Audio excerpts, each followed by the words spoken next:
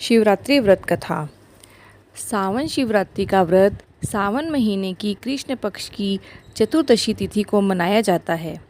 कहा जाता है कि इस दिन भगवान शिव की व्रत कथा का पाठ करने से व्यक्ति के सभी कष्ट दूर हो जाते हैं।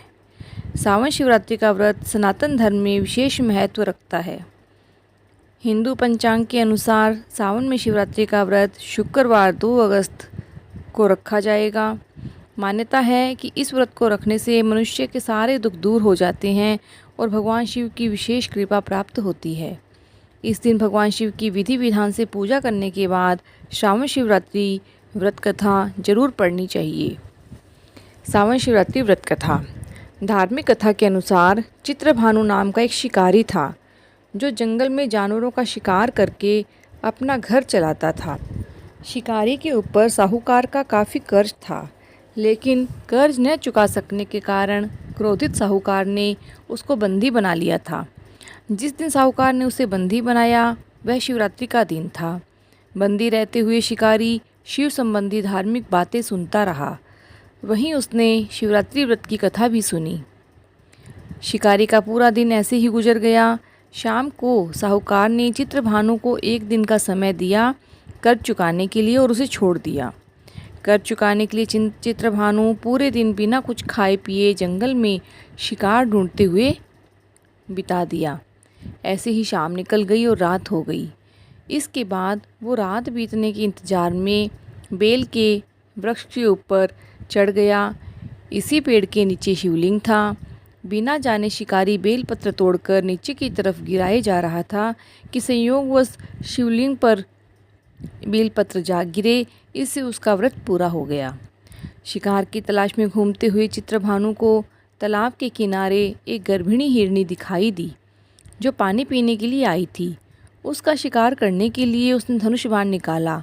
उस हिरनी ने चित्रभानु को देख लिया। इस पर उसने शिकारी से कहा कि उसके प्रसव का समय है, तुम 2 जीव की हत्या करोगे, यह ठीक नहीं है। हिरनी ने शिकारी से वादा किया कि जब उसका बच्चा इस दुनिया में आ जाएगा तब वो खुद आएगी, तब वह उसका शिकार कर सकता है, लेकिन अभी उसे जाने दे। शिकारी ने उसकी बात मान ली और उसे जाने दिया।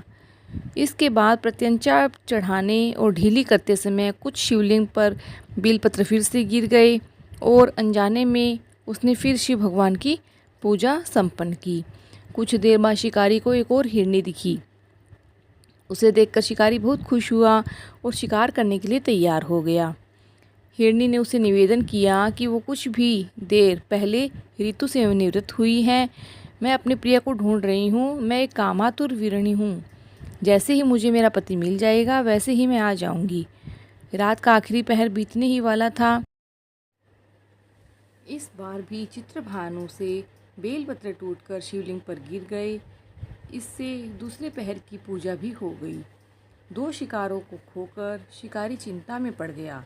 रात्रि का आखिरी पहर बीतने को ही था, तभी एक अन्य मृगी अपने बच्चों के साथ उधर से निकली।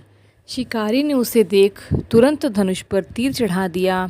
वो तीर छूटने को ही था कि मृगी बोली, मैं इन बच्चों को इनके पिता के हवाले करके लौट आऊँगी, इस समय मुझे मत मारो।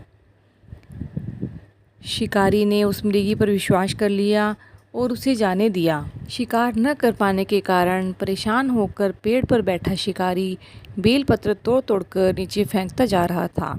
इस तरह से उसके तीसरे पहर की पूजा भी स्वतः ही संपन्न हो गई। पूरी रात इंतजार करने के बाद सुबह शिकारी को एक हिरण दिखा। उसने निश्चय किया कि वो उसका शिकार जरूर करेगा। शिकारी ने प्रत्यंचा चढ़ा ली।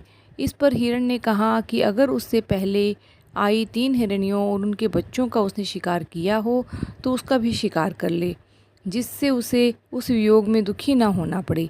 लेकिन अगर उन्हें जीवन दान दिया है तो मुझे भी छोड़ दो। जब वो उन सभी से मिल लेगा तो वापस आ जाएगा। यह बात सुनकर शिकारी ने उस हिरण को रात भर का घटनाक्रम बताया। तब हिरण ने कहा कि वो तीनों हिरणियाँ उसी की ही पत्नी हैं।